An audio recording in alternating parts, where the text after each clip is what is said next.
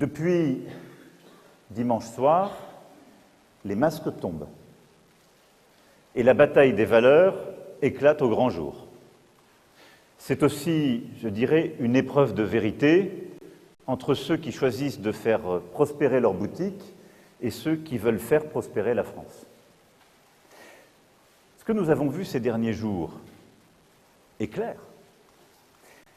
La droite républicaine, tout au moins celui qui en a la charge, vient de faire pour la première fois alliance avec l'extrême droite.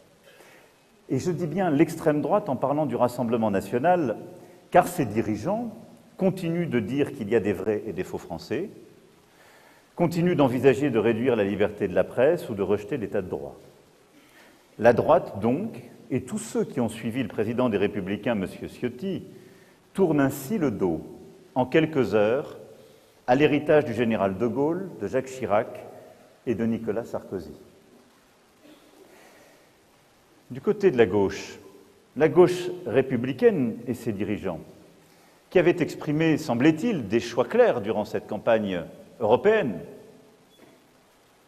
sur la social-démocratie, l'économie sociale de marché, l'Europe, vient de s'allier avec l'extrême gauche, qui s'est, durant la même campagne, rendu coupable d'antisémitisme, de communautarisme, d'antiparlementarisme et, au fond, de rupture de fait avec beaucoup, là aussi, de valeurs de la République.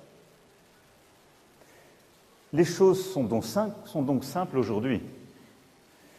Nous avons des alliances contre nature aux deux extrêmes qui ne sont d'accord à peu près sur rien, sinon les postes à partager, et qui ne seront pas en capacité d'appliquer quelconque programme.